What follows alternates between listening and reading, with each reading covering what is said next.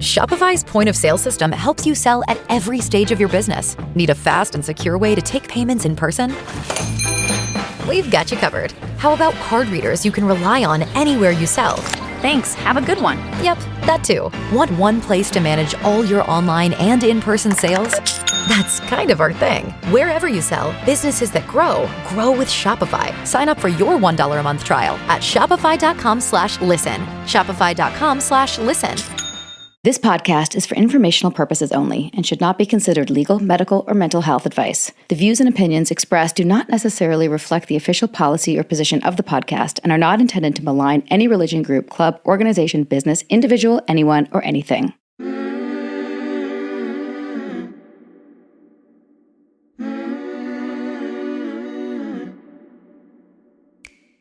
I'm Sarah Edmondson. And I'm Anthony Nippy Ames. And this is A Little Bit Culty. Cults are commonplace now. From fandoms to fads, we're examining them all. We look at what happens when things that seem like a great thing at first go bad. Every week, we chat with survivors, experts, and whistleblowers for real culty stories told directly by the people who lived through them, because we want you to learn a few things that we've had to learn the hard way. For example, if you think you're too smart to get sucked into something culty, you might be prime recruitment material, and who knows, you could already be in a cult. If you're not aware of your programming, you're probably being programmed, so keep listening to find out. We'll talk about all sorts of topics on the show, but be aware, this podcast might contain stories that could be alarming to some of our listeners, so please check our show notes for more detailed descriptions and take care of yourself. Subscribe to our Patreon for Thursday bonus episodes, Q&A, and all sorts of exclusive content. That's patreon.com/alittlebitculty. Welcome to Season 7 of A Little Bit Culty. Sinking down to the depths of the ocean, hanging on to the wind, my love. If I let go of it all, I could leave. Welcome back to A Little Bit Culty, everybody. Today we're diving into a topic that hits hard and demands our attention: protecting our kids from predators who manipulate and exploit. In today's episode, we're joined by Robin Boyle-Laisure, attorney, scholar, and now author of Taken No More: Protect Your Children Against Traffickers and Cults. Robin's expertise comes not just from years of legal practice and research, but also from her personal journey, which began with a near-miss encounter with a notorious cult recruiter as a teenager. In her groundbreaking book, Robin exposes the striking parallels between the recruitment tactics used by traffickers and cult leaders, showing how methods like online grooming and emotional manipulation thrive in both worlds. She sheds light on how digital platforms, from social media to online games, have become the new frontier for predators, and how high-profile cases like the NXIVM trial have begun to change how the law confronts these threats. We discuss how everyone, regardless of their background, can be vulnerable to exploitation and why recognizing subtle warning signs is very crucial. She explores the legal strides being made to address coercive control, the empowering role of critical thinking for young people, and the real-life stories of resilience shared by survivors. Whether you're a parent, educator, mental health professional, or someone with lived experience in a high-control group, Robin's insights offer hope, actionable strategies, and a call to advocacy. Get ready to learn, reflect, and discover how we can break the cycle of manipulation and help every person become Taken No More. Here's part 1 of our fascinating conversation with Professor Robin Boyle-Laisure.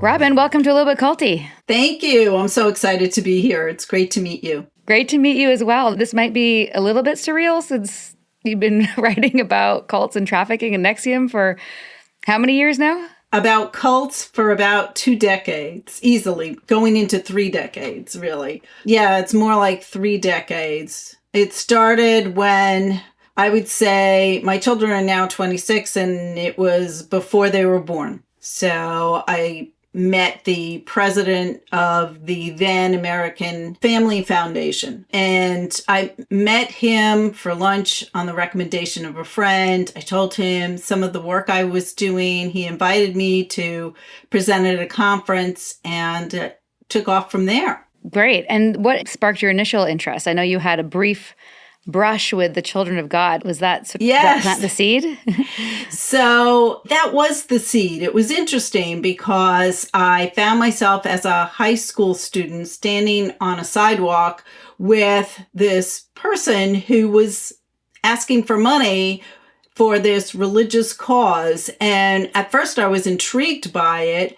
And he was indicating he was going off with this group. He mentioned Children of God, which was the name that stuck in my head. And luckily for me, some passersby stopped and said, "You look like a nice girl. Don't get involved with this guy." And he went off and I went home. But that was, I think, my first interaction with someone in a cult. And then much later, when I was a college student, I became aware how persuasive people can be when it comes to political causes and getting students involved.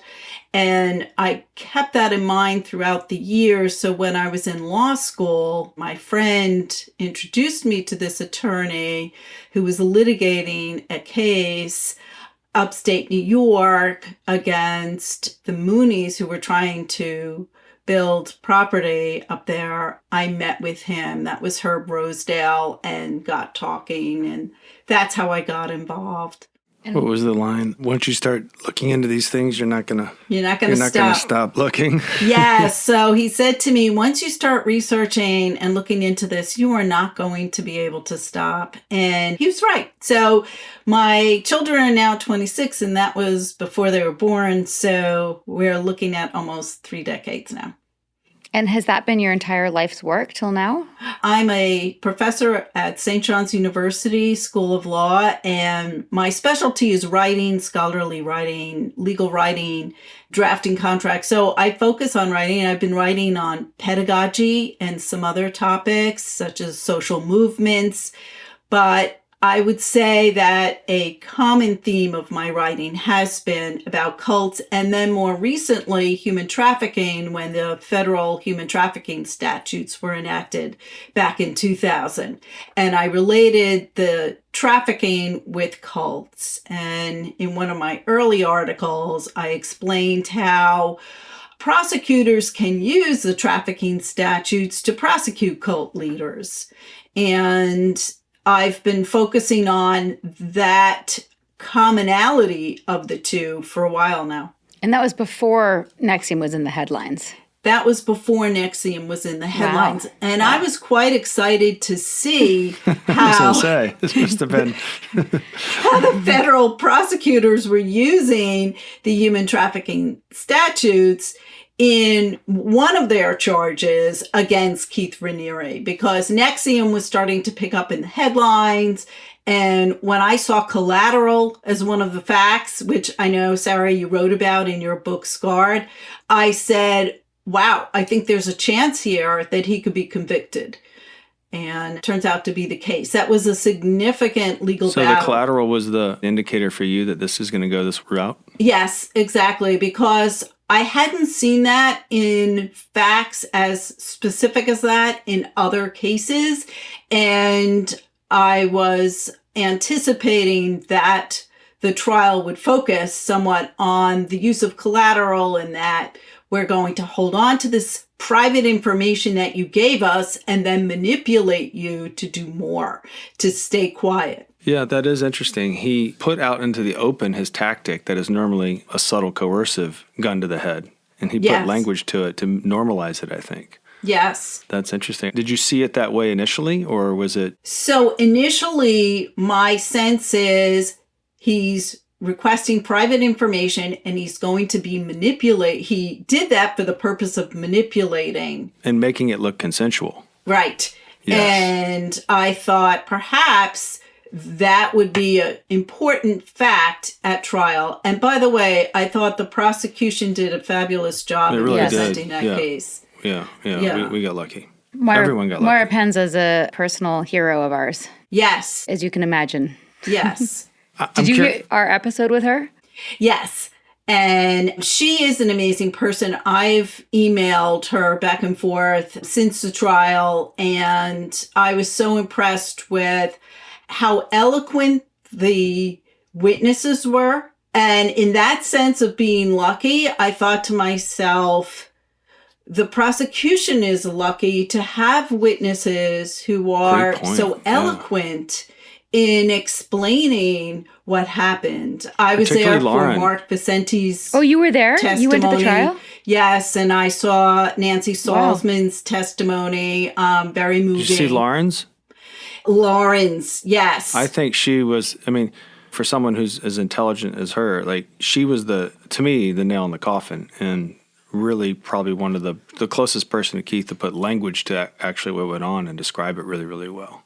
And what was interesting, I was sitting in the audience with a litigator, Phil Elberg, who has litigated cases in the troubled teen industry. And he and I spoke at the lunch break during Lauren's testimony, and we shared how moving it was. And it was clear that she felt this emotional connection toward Keith Raniere and felt really deeply wounded by his involvement with the other women in DOS. And she described stripping naked and taking a picture to his satisfaction and so forth. But aside from those details, you could tell that there was that emotional connection that was still raw. Yeah. That was still raw. Yeah. Yes. I was there when Mark was there, so you and I would have been there at the same time. Yes. And Mark came across very well, and he testified for several days. Yep. And what struck me is when he talked about the hell that NXIVM had become and the evil that it was, and that he was unaware of that. And such a champion, as Scard points out, he was such a champion for NXIVM and then such a vocal person, but yet later he realized how evil it was. We were so grateful that he testified and so grateful that I didn't have to testify. We just had a baby. I had a newborn and I was breastfeeding and I was slated to be a witness. But then, by the time all the other information came out, yeah. we were low-hanging fruit. Well, yeah, because I was testifying against Lauren, who is, so once Lauren turned, I didn't need to testify. Also, I believe it was partly because by that point I had done so much press and, written a book, and it would have been very easy for, tired of it. I mean, it would have been so easy for Agnifilo to be like, fair to say, you have a book deal, Miss Edmondson. You know what I mean? Like it would have been very easy for them to make it look like I don't know, making stuff up to be a famous whistleblower, which is really fun, by the way. Yeah, it was a barrel laugh. Barrel laughs. A quick question. You mentioned you're at St. John's and you're looking at social movements and stuff. What are some of the parallels you've seen in social movements and then cult-like behavior, particularly on college campuses? Because it's kind of relevant right now, and I'm wondering what you kind of see. And I think college kids are the most susceptible to new ideas. That's right. That's right. And I can say that social movements can be healthy and bring change, which is what we saw during the 60s. The anti-war movement definitely turned heads around and I think brought that Vietnam War to a close sooner. The civil rights movement had certainly its legal successes, although it's not complete. But it hasn't reached its final goal, but we did see landmark legislation there. The climate movement, I think, is still in progress, and I wrote about that in a book chapter. The danger with movements on campus, like anything, like, for instance, with cults or one-on-one relationships, is to notice boundaries, and that I advise college students to be eyes open about what is it that they're being asked to do? What organization is calling the meeting?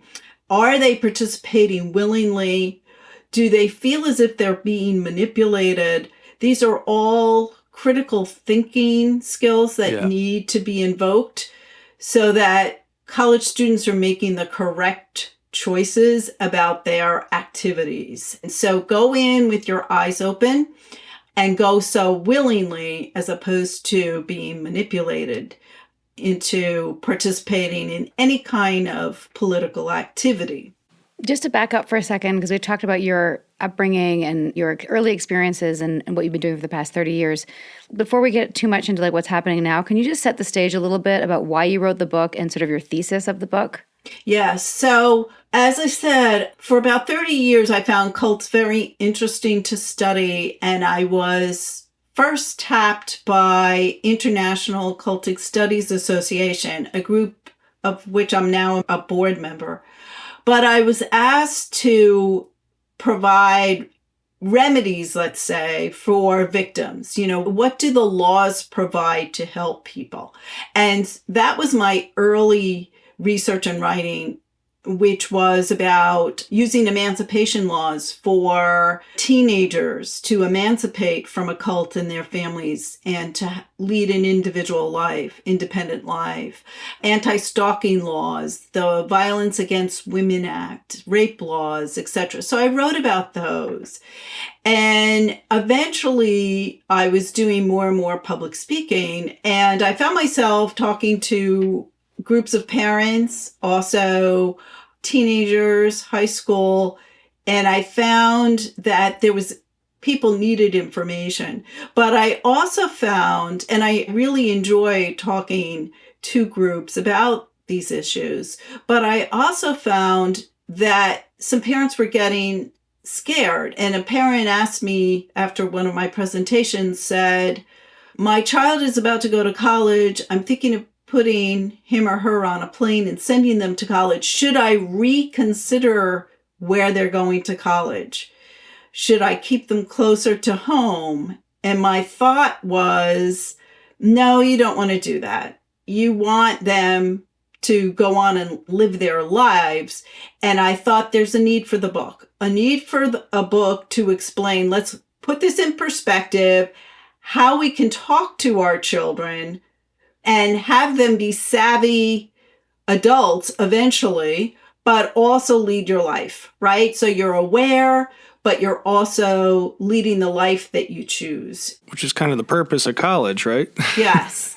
So that was the purpose, was to provide advice to parents, caregivers, guardians about the dangers that are lurking there. And those are real dangers, but we can also help prevent our children from heading blindly into these traps and live healthy lives. This podcast wouldn't exist without our fantastic, supportive, generous patrons. Come find us over on Patreon. We're at patreon.com/a-little-bit-culty. Go there for bonus episodes, exclusive content, and the occasional Zoom with our fan favorites from our past episodes. Subscribe now and join us. That's patreon.com/a-little-bit-culty. And now, a brief message from our Little Bit Culty sponsors. Remember, when you support our sponsors, you support our podcast.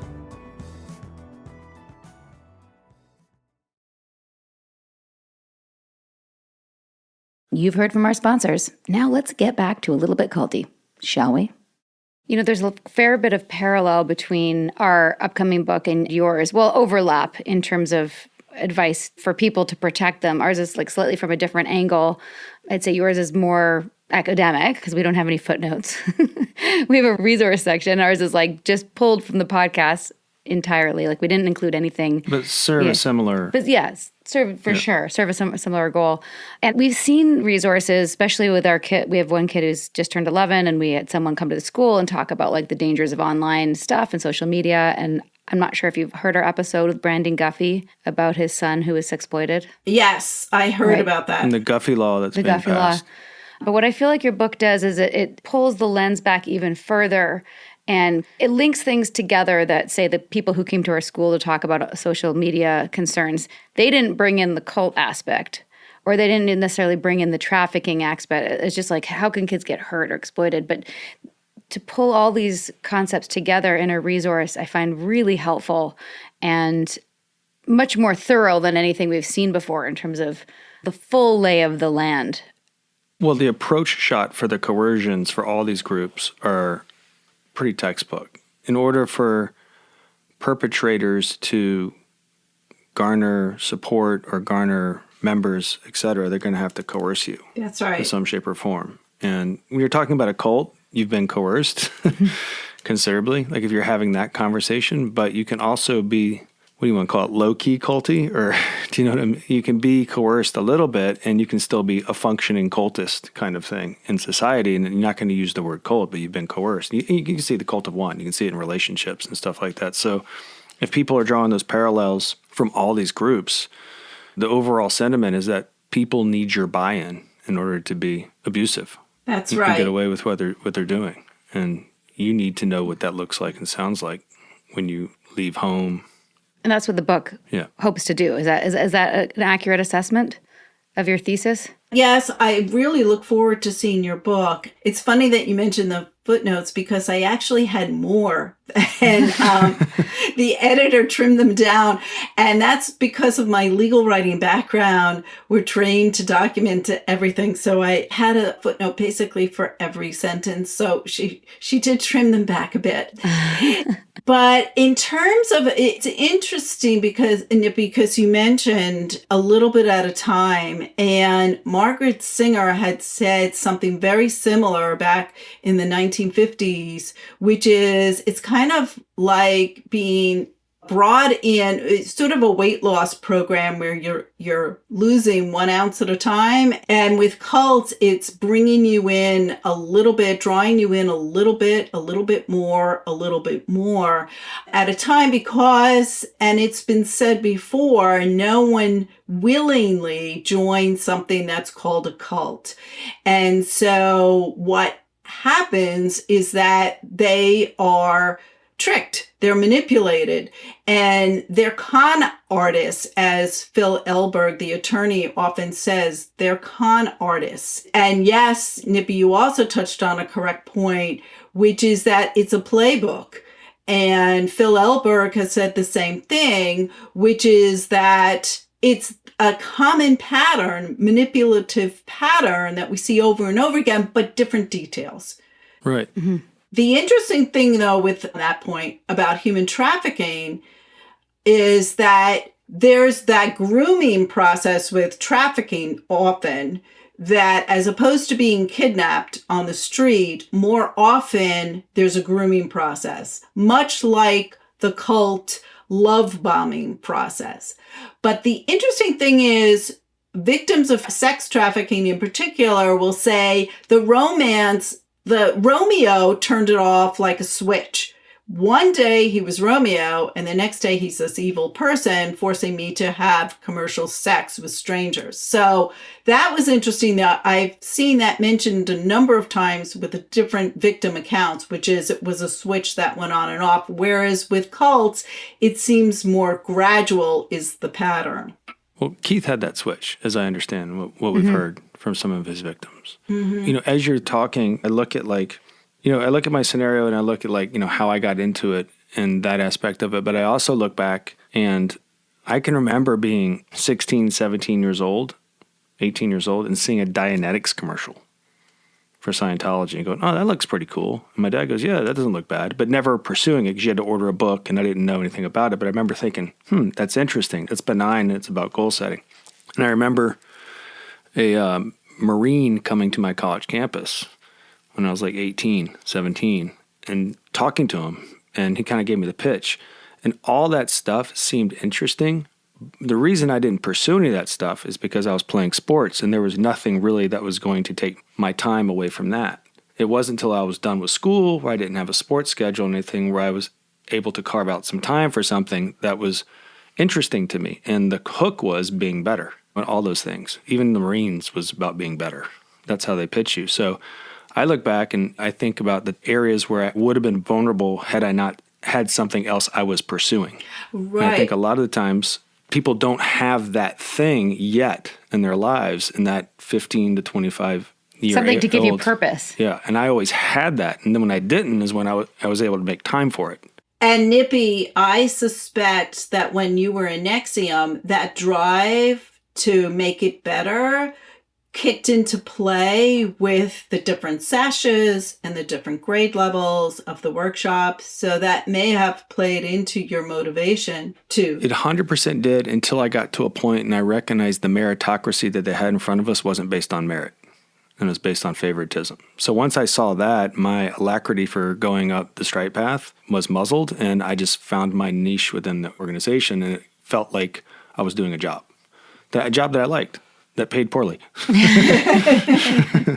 I, however, never stopped striving to go up the straight path. Just to back up for a second on your thesis, you really lay out at the beginning the shared tactics of cults and trafficking. Can you give our audience a little summary of that section? Sure. The foundation of your book? So in both, and I can't exclude one-on-one relationships either, because one-on-one relationships that are not within a group setting can also follow a similar pattern. And at the conferences and people I've talked to, there are family members who have found themselves in one-on-one, very coercive relationships that, had there been a few more people, it would have been called a cult. But the commonalities, they both start with a grooming phase. Now, with cults, it may be Stephen Hassan, who has written several books on cults. He explained his indoctrination into the Moonies, in which, in his instance, he was invited as a college student, he was invited to a gathering to learn about some philosophy. He wasn't told it was the Moonies. He wasn't told it was necessarily religious. And then he was brought to another, and then they said, we're going to take you on this retreat, and they took him out of town. And so he just found himself in a different kind of meeting than he thought he was going to, in a different kind of organization that he thought he was joining. And then they were just pursuing him. When he would leave, when he would try to leave, they'd follow him, and a lot of pressure. He eventually joined them, and it was steady working. He was working nonstop until he actually had an accident and ended up in the hospital. But this grooming of cults, where you don't really know what you're joining, but there's a lot of pressure to join.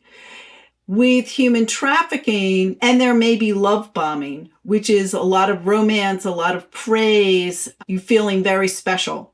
The other thing about cults is that they're always run by a charismatic leader, and the leader has the answer.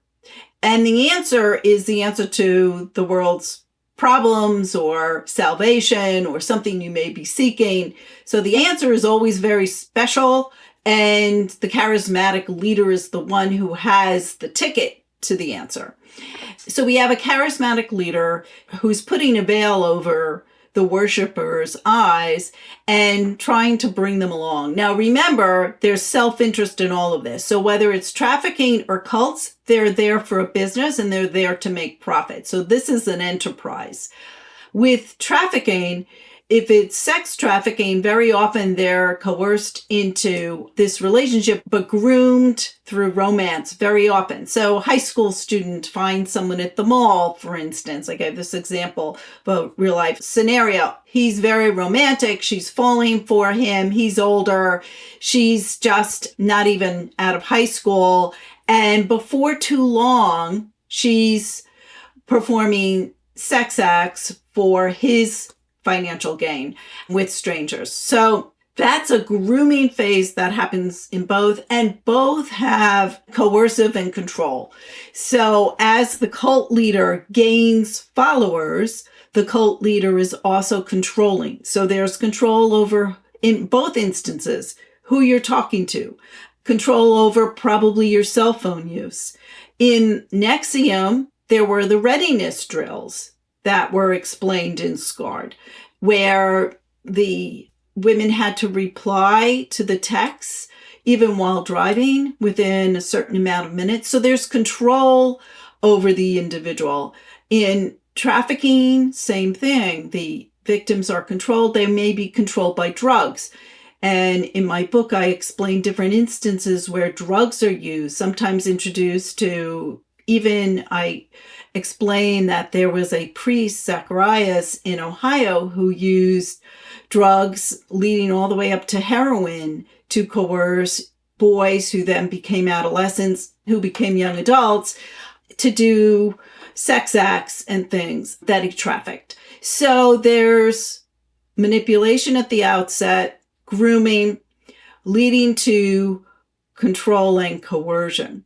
And all of this is at the financial gain of the cult leader or the sex trafficker. With labor trafficking, very often it's fraud at the inducement. So they may be attracted to a job advertisement that does not materialize. And in labor trafficking, there are many instances where the common theme is their freedom is restricted. They're working for many hours, sometimes for little, or maybe even no pay. They may not have access to leave the premises. They may not have access to proper medical care. Their passports may be withheld. So in all of these instances, we're seeing common patterns. For more context on what brought us here, check out my memoir. It's called Scarred, the true story of how I escaped NXIVM, the cult that bound my life. I narrate the audio version, and it's also available on Amazon, Audible, and at most bookstores. And now, a brief message from our Little Bit Culty sponsors. And remember, when you support our sponsors, you're supporting this podcast.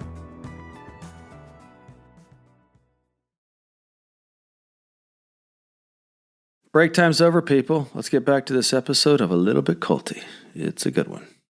It seems to me, after our NXIVM case, I never thought drugs might be a part of it, but it seems like I would imagine drugs were a part of it. How prevalent do you think the drug coercive stuff is in these things? And Did you know about Keith's drug use? Is that what you're asking? Or? well, no, I'm just wondering, like, because you see Epstein, we have Diddy, we have all this stuff that's coming out right now. And it seems like in order to keep someone sex trafficked for a long time, you're going to have to do something physically to them, drug induce them. And I'm wondering.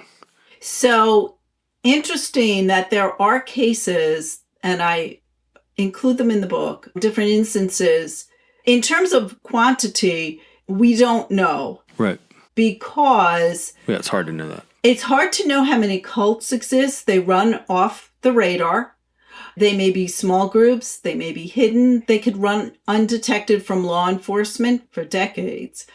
There may be no birth certificates or death certificates of members, but people are born within cults. So we have multiple generations. We call that SGAs, second generation, and multiple generations, MGAs, of people being born in cults. So in terms of how much detail and quantity of data, it's really going by reporting. So self-reporting. After people leave, what we find out about them, and from family members.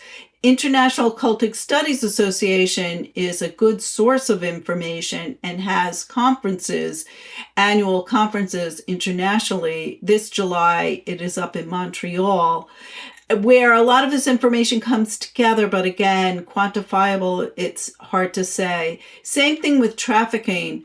It's a form of human slavery, but it is not visible the way slavery was visible. It is invisible. People can be your next door neighbors and be trafficked, and you wouldn't necessarily know.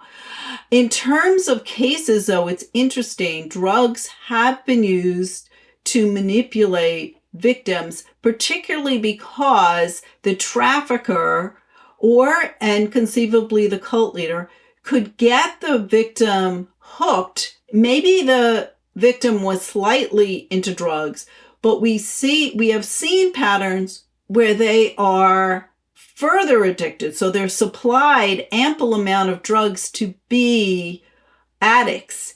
So they're already vulnerable to drugs. Yeah. They may be already vulnerable to drugs. Then they are supplied, here's some free drugs. Come to my house, have some free drugs. They become addicts.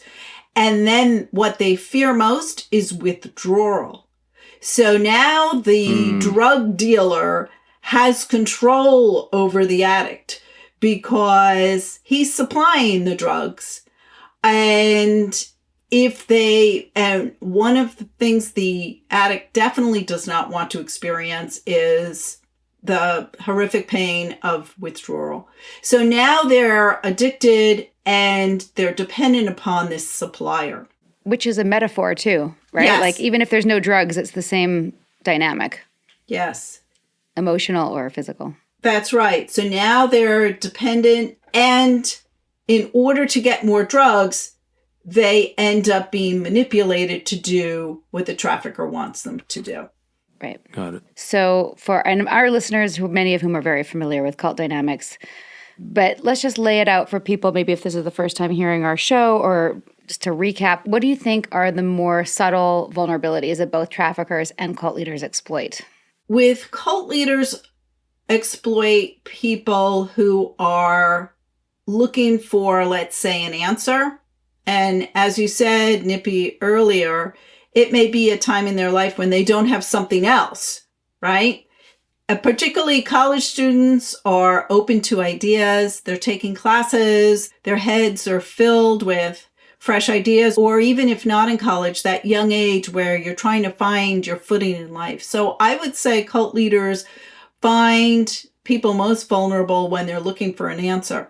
It may be later in life, and cults can take the form of not only religious cults, but also political cults, terrorism cults.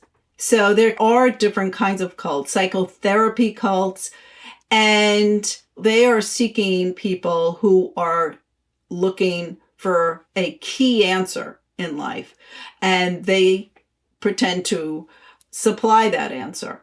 In terms of trafficking, the vulnerability very often might be, and from what we hear from survivors of trafficking, that something was missing perhaps in their earlier life. Perhaps they felt unloved as a child, something they wanted to please a parent and never could.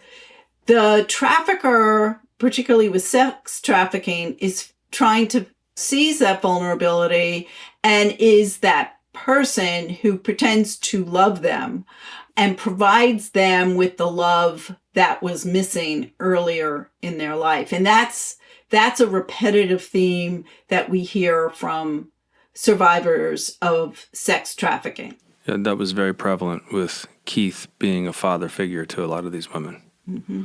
Like, filling the void. Almost unanimously across the board with a lot of the women they abused. You must have read Terror, Love, and Brainwashing by Alexandra Stein. Yes. Yes. Yes. I feel like you guys are all friends, too. Yes. They have a cult. Probably show up at the similar conferences. But that book really helped us to understand attachment styles. And there's another book which isn't necessarily part of the cult world, but we had Miss Harwood on, and she has a book about attachment styles, and it's more for like just parenting in general.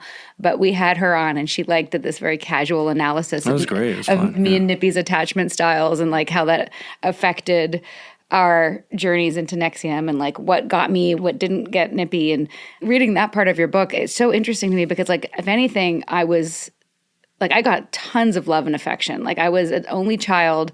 I got so much love, so much affection, so much attention. If anything, I was spoiled, right? So, like, I was just trying to figure out, like, my susceptibility. I think in that way, it made me not susceptible to Keith because I have a great relationship with my dad, and I wasn't trying to fill that void. But there were other voids I was trying to fill in terms of... And ambition, perhaps. Ambition. Yeah, ambition and feeling like popular. We've talked about this in other episodes. Feeling like in NXIVM, they called it like me disease. I got to feel by being a leader there that I got a lot of positive attention in terms of my ability and also community. And I felt very meaningful. I was always looking for meaning and purpose, and acting wasn't filling that void. This felt very meaningful. That's right. And also I got the sense from your book, Sarah, that you were very capable. So you were very capable of running a meeting. You were capable of all of these things that you tried to do. And that speaks highly of you, that you had these skills, that you were able to do these things. And the interesting thing about cults is that because you said something interesting, you said that you thought you were doing something meaningful. And last summer in Barcelona, International Cultic Studies Association had an international conference, and children who had been rescued from Tony Alamo's cult were on stage. And it was interesting to hear their reflections of the raid by our federal agents who went in to rescue them because they said, we believed up until this point that we were in a good place, right? So they thought the adults in their lives were good people, and they were being asked questions when they were being brought into an interview room and being asked questions. It just seemed startling to them that agents were questioning them about how they were treated. So very often within a cult, there could be positive work that's being done. Oh, for sure. Yeah. Not all cults are 100% evil, and not all cults are evil. Some are benign. And there's ample evidence to support that. Yes. Yeah. Yes. So there is some, I understand I feel as if I was participating and doing meaningful work. Mm-hmm. I'm glad you brought that up. And this seems to be sort of, I don't know if it's a bone of contention or just maybe a spot that cult experts or academics don't seem to necessarily agree, because I feel like there's been times when I've brought that up, and the pushback that I think I'm getting, and maybe tell me if what you see here, is like they think that I'm trying to protect the group and like be defensive of like, no, we were doing good things. I think it's important to look at what was good to separate it all out, and also for people to see what looks good on the outside. That's so right. So that people can see why you're drawn in. I'm not saying, no, we did something good, like I'm trying to protect Keith or defend Keith or anything like that. I think you're speaking to people that insist on making it a black and white thing. And in doing so, you don't allow yourself more nuance, and the nuance allows you to make finer distinctions about how and why these things happen. That's right. When people try to make it binary, it's like religion. I have everyone's got two grandmothers, but one was just read scripture to me, gave money to the church blindly, and I rejected it. It was like, what are you doing to me? And when she came to town, she would force it on me, and I just wasn't interested. And then I had my dad's side. His mom was a member of the church, and we would go to church, and I kind of went with an eye roll, but when I went there, I saw how happy she was. I saw that she had scripture, and she left the church, went home, and it wasn't her life. And it was the first time in my life where I was like, religion's not a complete eye roll. There are things here that my grandmother gets something out of and has friends, and she's not pushing it on me. And it was two different relationships that I witnessed, and to try and make, because for me, I think the higher up the food chain in religion you get, generally speaking, it gets someone's pulling some sort of lever they shouldn't be because they have access to it. So that's just maybe my cynical approach. However, I do think people can relate to it in a way that's positive and get a lot out of it. And I think people came and went with NXIVM. They didn't make it their lives, and it was a positive experience. And to this day, people are like, dude, I'm so shocked to see that. I did a 5-day and loved it. That's right. And as you said, it's nuanced. Yeah. Robin, this is so fascinating. Let's come back for part 2 and talk about some of the very practical things that parents can do with their kids at different ages, and talk about the legal landscape and how coercive control is changing in the law, and what your perspectives are now on some current life events like P. Diddy, One Taste, Epstein, all the things that are happening and how the law is changing. See you next time. Do you like what you hear on A Little Bit Culty? Then please do give us a rating, a review, and subscribe on iTunes, Spotify, or wherever you listen. Or even better, share this episode with someone who you think needs to hear it. Maybe they're in a cult. Maybe they're a little bit susceptible. Just share the love. Thanks. That's the end of part 1 with our interview with Robin Boyle-Laisure. Be sure to tune in Thursday for part 2. Sinking down to the depths of the ocean. I'm hanging on to the weight of my love. If I let go of it all, I could leave, but I know I won't. A Little Bit Culty is a Trace 120 production, executive produced by Sarah Edmondson and Anthony Nippy Ames, in collaboration with Amphibian Media. Our co-creator is Jess Temple-Tardy, audio engineering by Red Cayman Studios, and our writing and research is done by Emma Deal and Kristen Reeder. Our theme song, Cultivated, is by the artists John Bryant and Nigel Aslin.